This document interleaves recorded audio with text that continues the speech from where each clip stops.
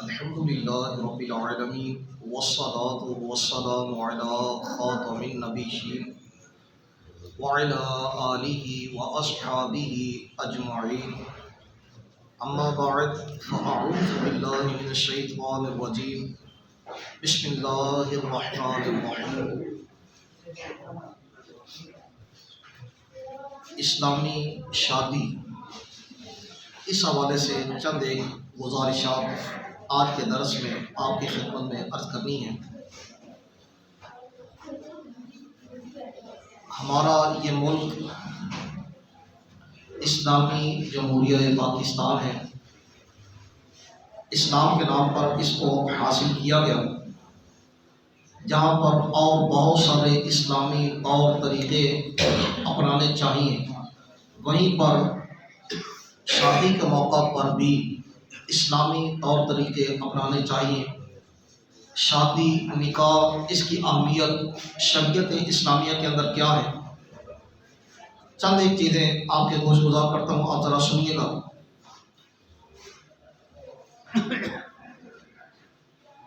حضرت سیدنا سعید ابن مسیب رضی اللہ تعالی عنہ، حضرت سیدنا ابو ہریرہ رضی اللہ تعالی عنہ کے یہ داماد ہیں۔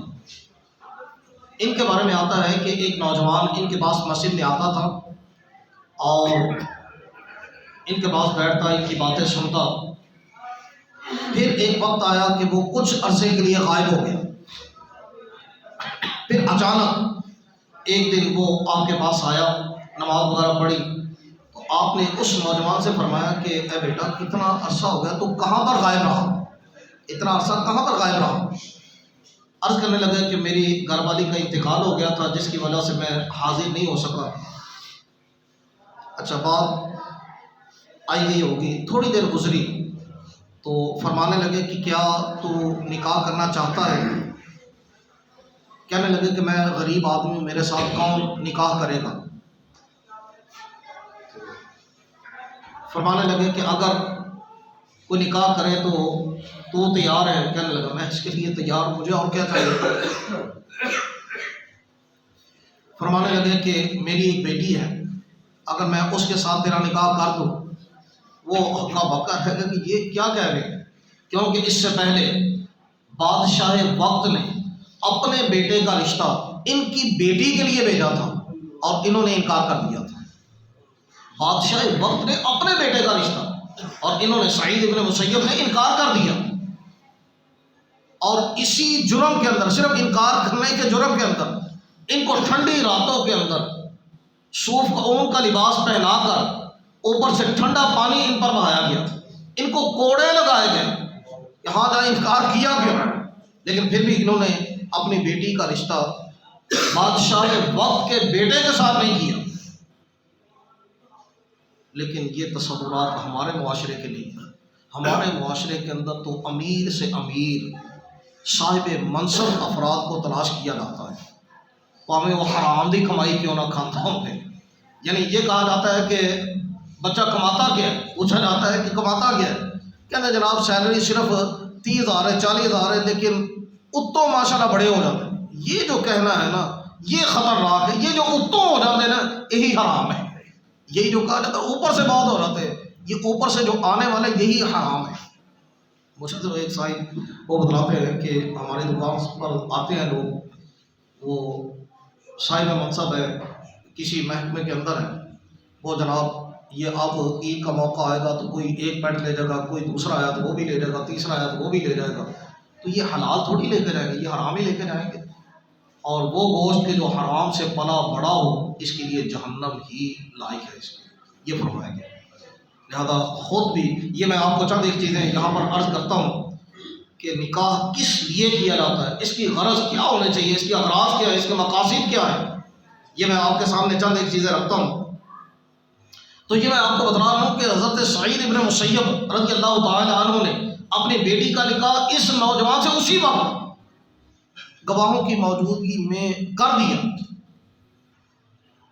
اب جب شام ہونے کے قریب ہوئی تو سعید ابن مسیب اس نوجوان کے دروازے پر نہیں چلے گئے، دروازے کو جا کر کھٹکھٹایا، اندر سے آواز دی کہ کون ہے؟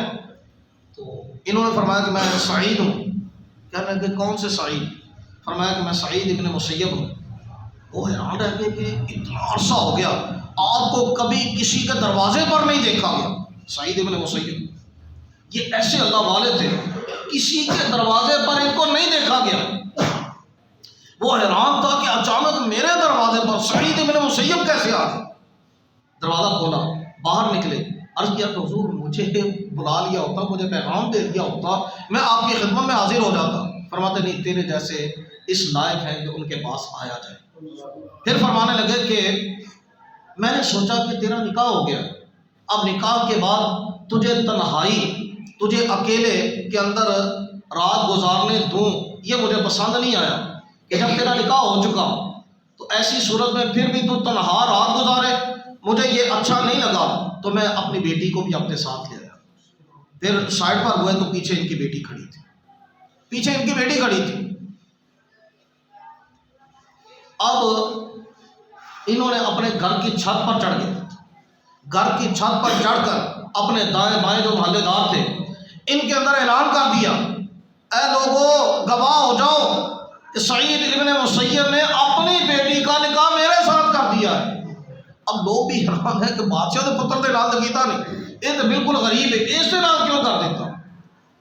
چنانچہ لوگوں کو جب پتہ چل گیا، اعلان ہو گیا، ان کی والدہ، نوجوان کی والدہ آئی اور اپنی بہو کو اپنے ساتھ لے گئی.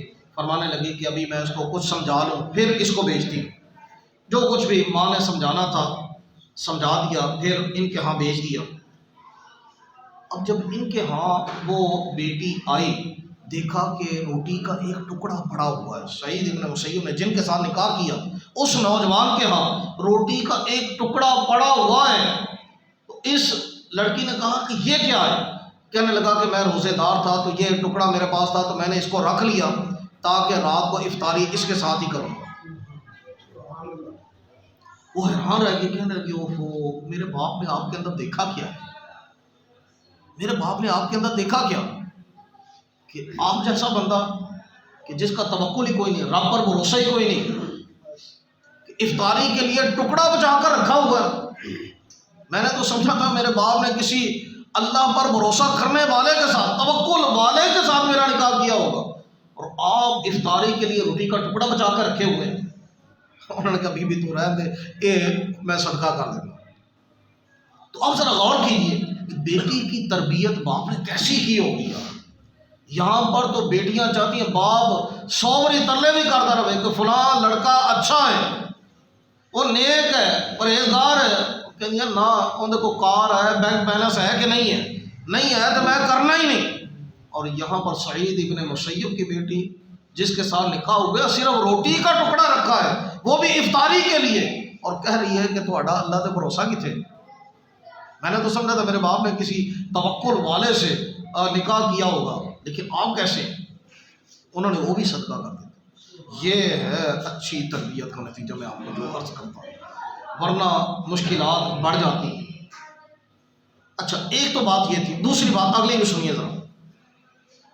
نکاح کے مقاصد میں سے ایک مقصد، ایک بزرگ حضرت سیدنا ابو محمد سفیان ابن عیینہ رحمہ اللہ تعالی، ان سے ایک شخص نے اپنی زوجہ کے متعلق عرض کی، اے ابو محمد، میری بیوی ہر وقت میری بےزتی کرتی رہتی ہے. آپ رحمۃ اللہ تعالی علیہ نے سر جھکایا، کچھ سوچنے لگے، پھر بولے، کیا تم نے اس سے نکاح اس لیے کیا تھا کہ تمہاری عزت میں اضافہ ہو؟ عورت سے نکاح کرنے کے مختلف مقاصد ہوتے، تو تو نے اس لیے نکاح کیا تھا کہ تیری عزت میں اضافہ ہو. اس نے اس بات میں یعنی ہاں میں سر ہلا دیا. آپ رحمۃ اللہ تعالی علیہ نے ارشاد فرمایا کہ جو شخص نکاح کے ذریعے سے حصول عزت چاہتا ہے اسے ذلت میں مبتلا کر دیا جاتا ہے. جو شخص حصول مال کا خواہش مند ہو اسے فقر میں مبتلا کر دیا جاتا ہے. اور جو شخص دین کا ارادہ رکھتا ہو اللہ اس کے لیے دین کے ساتھ ساتھ عزت اور مال بھی جمع فرما دیتا ہے. ایک بات یہ. دوسری بات وہ یہ ہے کہ ایک بزرگ رحمۃ اللہ تعالی علیہ، ان کے بارے میں آتا ہے کہ لوگ ایک مدت تک ان سے کہتے رہے کہ آپ نکاح کر لیں، نکاح کر لیں، نکاح کر لیں، لیکن وہ انکار کرتے رہے اور ایک دن وہ نیند سے بیدار ہوئے تو لوگوں سے کہنے لگو، لوگوں میرا نکاح کر دو، لوگوں میرا نکاح کر دو۔ یعنی اب اچانک یہ تبدیلی کیسے آ گئی؟ کسی نے ان سے پوچھا کہ جناب اس تبدیلی کا راز کیا ہے؟ اب انہوں نے جو تبدیلی کا راز ارشاد فرمایا، سنیے وہ ذرا کیا تھا۔ کہنے لگے کہ میں نے خواب دیکھا کہ قیامت قائم ہو گئی اور میں لوگوں کے ساتھ میدان محشر میں ہوں، تمام لوگوں کی طرح مجھے بھی شدت کی پیاس محسوس ہوئی، قریب تھا کہ میں ہلاک ہو جاتا۔ اچانک میں نے دیکھا کہ چند بچے صفیں چیرتے ہوئے مجمع میں آئے اور ان کے سروں پر نور کے رومال، ہاتھوں میں چاندی کے کٹورے اور سونے کے کوزے تھے۔ وہ مجمع میں تلاش کرتے ہوئے بعض کو پانی پلاتے ہیں اور بعض کو پانی نہیں پلاتے۔ میں نے بھی ان کی طرف ہاتھ بڑھاتے ہوئے کہا کہ مجھے شدت کی پیاس لگی ہے، مجھے بھی پانی پلاؤ۔ تو ایک بچے نے کہا کہ ہم میں کوئی آپ کا بیٹا نہیں، ہم میں سے ہر ایک اپنے والد کو پانی پلائے گا۔ میں نے پوچھا تم کون ہو؟ انہوں نے کہا کہ ہم مسلمانوں کے وہ بچے ہیں جو بچپن میں فوت ہو گئے تھے۔ پھر ان بزرگ نے لوگوں کے سامنے گویا نکاح کے معاملے میں اپنی نیت کا اظہار کرتے ہوئے ارشاد فرمایا کہ ممکن ہے کہ اللہ مجھے بھی بچہ عطا فرمائے، پھر اس کی روح قبض کر لے تو وہ آخرت میں میرا پیش رو یعنی بارگاہ الہی میں میرا سفارشی ہوگا۔ یہ سوچ، یہ فکر ان کی تھی۔ اب اس سے یہ پتہ چلتا ہے کہ نکاح کرنے کے لیے مختلف سوچیں، مختلف فکریں، مختلف مقاصد یہ اختیار کیے جا سکتے ہیں۔ اس حوالے سے نکاح کرنے والے کو کیا کیا نیت، کیا کیا سوچ، کیا کیا فکر رکھنی چاہیے، میں آپ کے سامنے چند ایک چیزیں رکھتا ہوں، ان کو ذرا اپنے پیش نظر رکھیے۔ رسول اکرم صلی اللہ تعالی علیہ وسلم کی سنت مبارکہ پر عمل کرنے، یعنی نکاح کرنا ہمارے نبی صلی اللہ تعالی علیہ وسلم کی سنت ہے، تو اس سنت پر عمل کرنے کی نیت کرنا، اپنے آپ کو فعل حرام سے بچانے، غیر محرم عورتوں کی طرف توجہ کرنے سے بچنے، زوجہ کا نان نفقہ اور حق مہر ادا کر کے ثواب کمانے، دل و دماغ کو برے خیالات سے پاک کر کے دل جمعی کے ساتھ عبادت کرنے کے لیے نکاح کروں گا، نکاح کے ذریعے اپنے ایمان کی حفاظت کروں گا، نکاح کے لیے دین دار رفیقہ حیات کا انتخاب کروں گا، حصول اولاد کے ذریعے حضور نبی کریم صلی اللہ تعالی علیہ وآلہ وسلم کی امت میں اور مسلمانوں کی اجتماعی قوت میں اضافے کا سبب بنوں گا، بیوی بچوں کے حقوق ادا کر کے حقوق العباد کی ادائیگی کا ثواب حاصل کروں گا۔ یہ نیتیں، اور اس کے ساتھ ساتھ یہ بھی سوچ اور فکر پیدا کی جا سکتی ہے کہ رسول اکرم نور مجسم صلی اللہ تعالی علیہ وآلہ وسلم آپ کی پیاری سنت کی ادائیگی میں شرعی تقاضوں کا پاس رکھوں گا۔ نکاح سنت تو ہے، لیکن اس نکاح کے اندر جو اس کے تقاضے ہیں ان کا بھی شرعی تقاضے، ان کا بھی پاس رکھوں گا، غیر شرعی معاملات اور رسومات اور پیسوں کے بے جا اسراف سے بچوں گا۔ زوجہ کی وجہ سے بہت سے گھریلو کاموں سے فراغت حاصل کرنے کی بنا پر نیکی کے کاموں کو پہلے سے زیادہ وقت دوں گا۔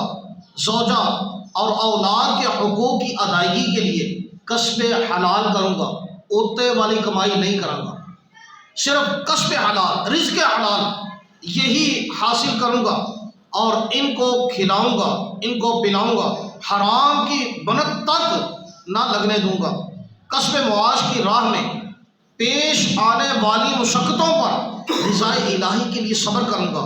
زوجہ اور اولاد کی شریعت کے مطابق تربیت کروں گا، اپنی رفیقہ حیات پر بے جا روب جمانے کی بجائے حت المقدور نرمی اختیار کروں گا۔ خدا نہ خواستہ اگر اس کی طرف سے کوئی تکلیف پہنچی یا اس کی کوئی بات ناگوار گزری تو صبر کروں گا۔ زوجہ اور اولاد کے معاملے میں ہمیشہ اللہ اور اس کے رسول عز و جل صلی اللہ تعالی علیہ وسلم سے ڈرتا رہوں گا۔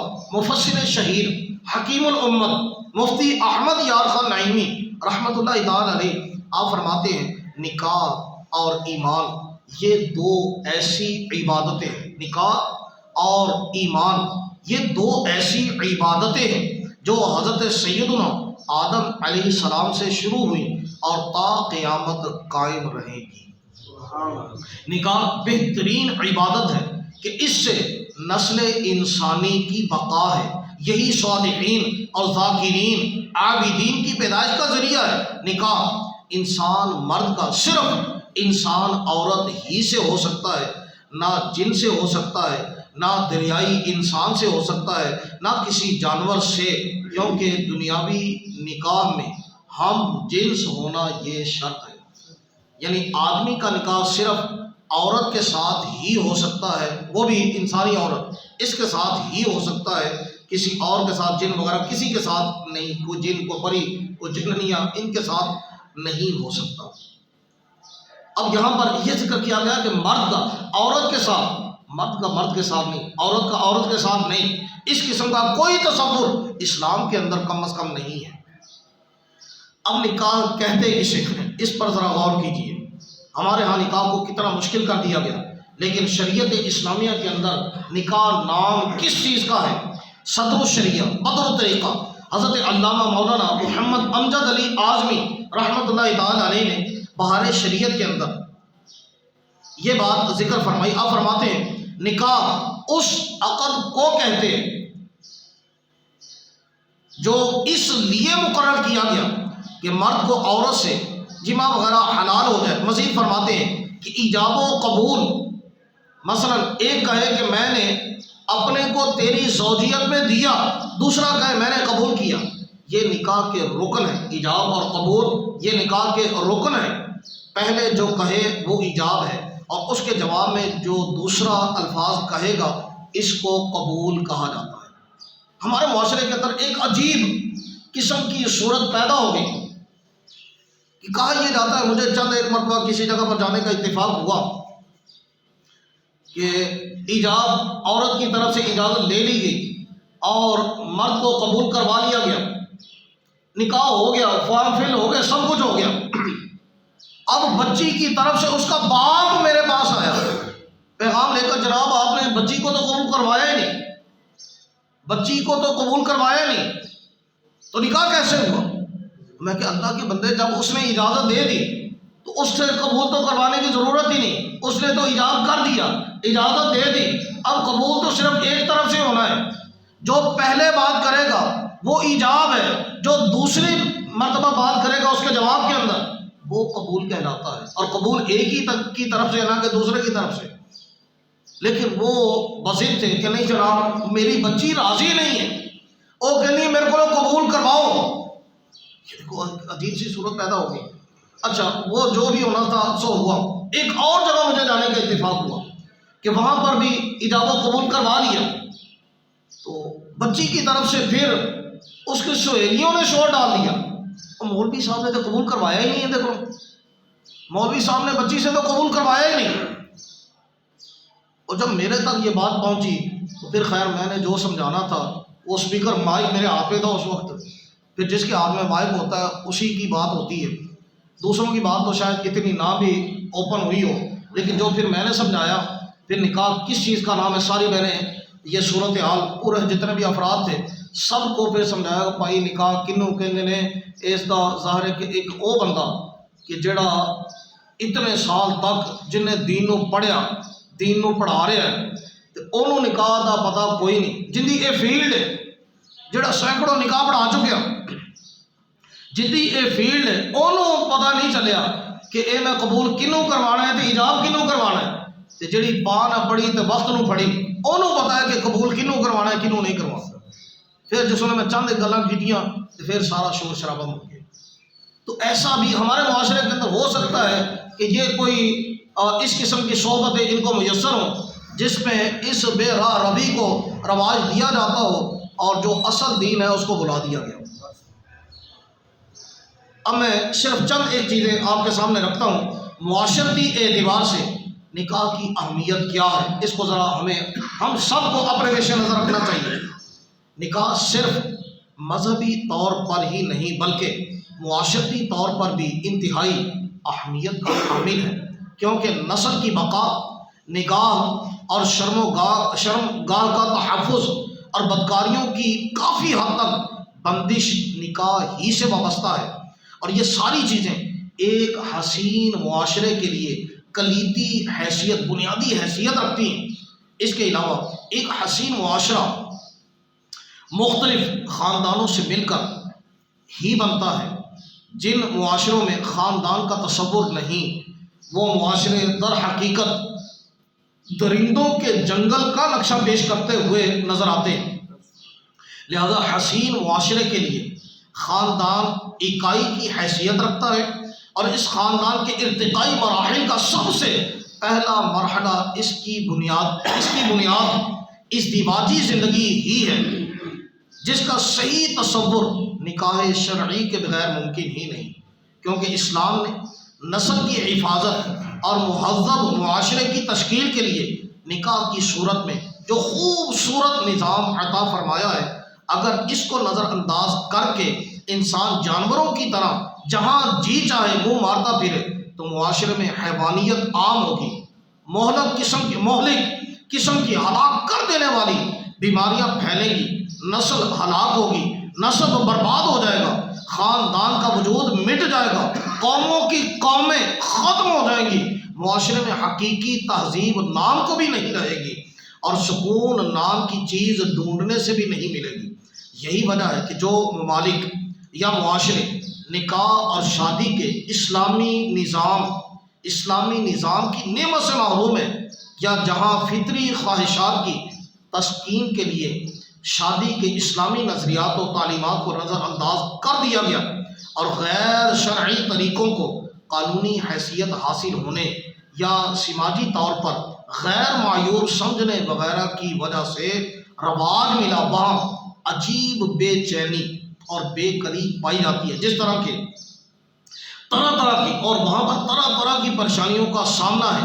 خاندانی نظام تباہ ہونے کی وجہ سے نظام زندگی بھی درم برم ہو گیا، وہاں کی اکثریت ذہنی ہیجان اور دباؤ کا شکار ہے، خودکشی، گھریلو ناچاکی اور باہمی نا اتفاقی کی شرح اس قدر بڑھ گئی کہ بیوی شوہر کو قتل کرنے کے لیے تیار اور شوہر بیوی کے قتل پر آمادہ نظر آتا ہے۔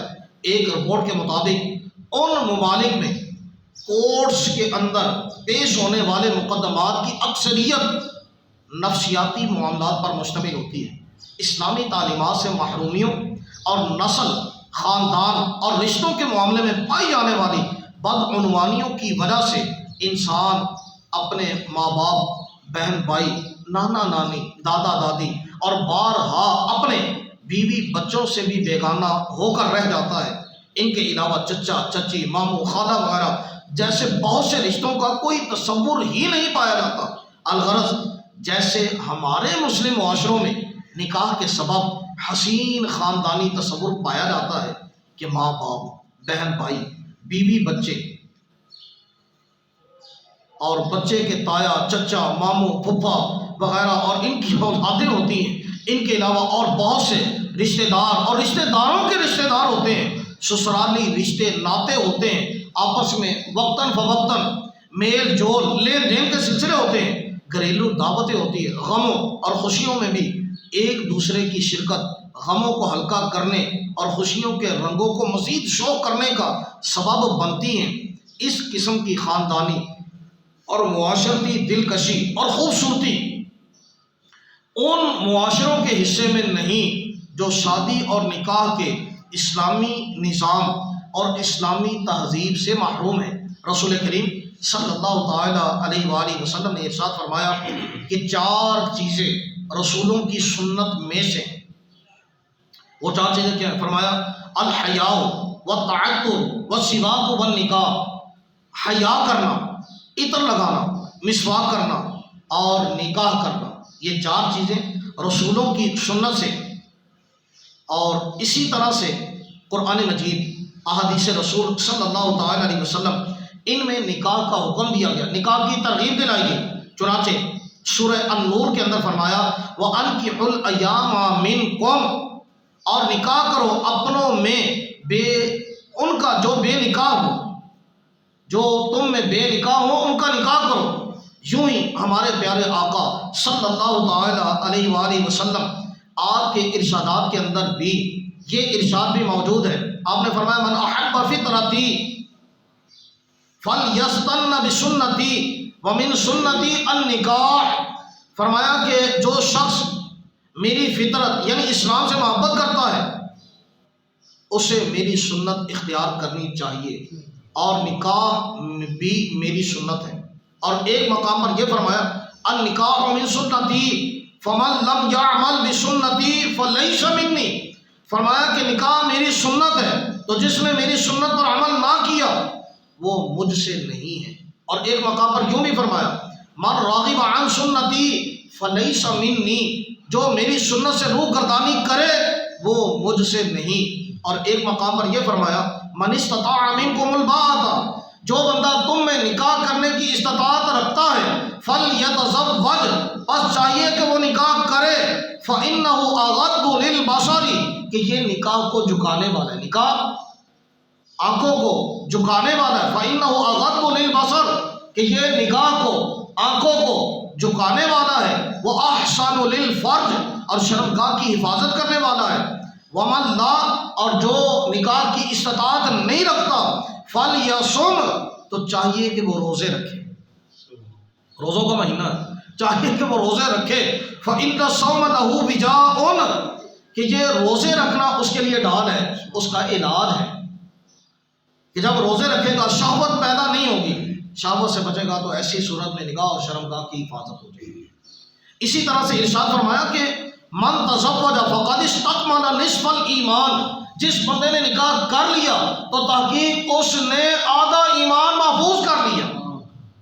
اور پھر باقی کے لیے فرمایا فلیتق اللہ فی النصف الباقی، اور باقی نصف کے لیے اللہ سے ڈر، نصف تو نکاح کے ذریعے سے ہو گیا، اور باقی نصف کے لیے اللہ سے ڈر۔ اور پھر اسی طرح سے ایک مقام پر مسند الفردوس کے اندر تو یہ فرمایا کہ جب تم میں سے کوئی نکاح کر لیتا ہے تو شیطان کہتا ہے ہائے افسوس، ابن آدم نے مجھ سے 2/3 دین بچا لیا۔ اور ایک روایت میں یہ بھی ذکر فرمایا کہ دو محبت کرنے والوں کے لیے نکاح سے بہتر کوئی شے، کوئی اور تعلق نہیں دیکھا گیا۔ نکاح کے ذریعے سے یعنی میاں بیوی، مرد اور بیوی، شوہر اور بیوی کے مابین جو محبت ہوتی ہے، یہ اور معاملات کے اندر ایسی محبت نکاح کے تعلق کے بغیر نہیں دیکھی گئی۔ اسی طرح سے ایک مقام پر یہ بھی فرمایا شادی شدہ کی 2 رکعتیں غیر شادی شدہ شخص کی 70 رکعتوں سے، اور ایک روایت کے مطابق 82 رکعتوں سے بہتر ہے۔ ایک ہے شادی شدہ کی 70 رکعتیں یا 82 رکعتیں، اور ایک طرف ہے غیر شادی شدہ کی۔ اب اس کے اندر راز کیا ہے؟ اس کے اندر جو راز ہے وہ راز یہ ذکر کیا جاتا ہے کہ اس حدیث کے حوالے سے جو ذکر کیا رکعتوں کے لحاظ سے، فرمایا کہ اس کی وجہ یہ ہے، حضرت علامہ عبد الرؤف منادی رحمۃ اللہ تعالی علیہ فرماتے ہیں غالباً اس کی وجہ یہ ہے کہ غیر شادی شدہ کے مقابلے میں شادی شدہ آدمی کے حواس قابو میں رہتے ہیں، حوصلے مضبوط ہوتے ہیں، اور اسے خشوع و خضوع زیادہ حاصل ہوتا ہے جو کہ عبادت کی روح ہے۔ جب ایسا ہے تو ایسی صورت کے اندر محبوب کریم صلی اللہ تعالی علیہ وسلم کے ان ارشادات کو اپنے مد نظر رکھتے ہوئے نکاح کر لینا چاہیے اور اپنے ایمان کی حفاظت کر لینی چاہیے۔ حضرت سیدنا فاروق اعظم رضی اللہ تعالی عنہ کا یہ قول میں نے پڑھا تھا، آپ فرماتے ہیں کہ اگر مجھے یہ پتہ چل جائے کہ میری زندگی کے صرف 3 دن باقی رہ گئے، یعنی میری زندگی کے صرف 3 دن باقی رہ گئے تو پھر بھی میں ان 3 دنوں کو ویسے ہی نہیں گزاروں گا۔ فرمایا کہ تب بھی غیر شادی شدہ رہنے کی بجائے میں شادی کر لینا پسند کرتا ہوں، یعنی آخری 3 دن بھی مجھے پتا چل جائے پھر بھی میں بغیر شادی شدہ نہ رہوں۔ یہ بڑوں کی سوچ اور فکر ہے۔ اور حضرت سیدنا عبداللہ بن مسعود رضی اللہ تعالیٰ عنہ نے ارشاد فرمایا کہ اگر میری زندگی کے صرف 10 دن باقی بچے ہوں اور مجھے یقین ہو کہ 10ویں دن موت آ جائے گی تو اس وقت بھی غیر شادی شدہ رہنے کی بجائے اگر شادی کی استطاعت ہوگی تو میں فتنے سے بچنے کے لیے ضرور شادی کر لوں گا۔ یہ اہمیت میں آپ کو بتا رہا ہوں اسلامی معاشرے کے اندر، اور اپنے آپ کو فتنوں سے بچانے کے لیے کہ آدمی کے لیے سب سے بڑا فتنہ جو ہے وہ عورت کی صورت پہ پیش کیا جاتا ہے۔ اللہ اپنے محبوب صلی اللہ تعالی علیہ وسلم کی ہر ادا کو ادا کرنے کی توفیق نصیب فرماوے۔ جن کے ہاں بھی جوان بہنیں بیٹیاں بیٹے ہیں اللہ ان کے لیے اچھے رشتے عطا فرماوے۔ وآخر دعواہم الحمد للہ رب العالمین۔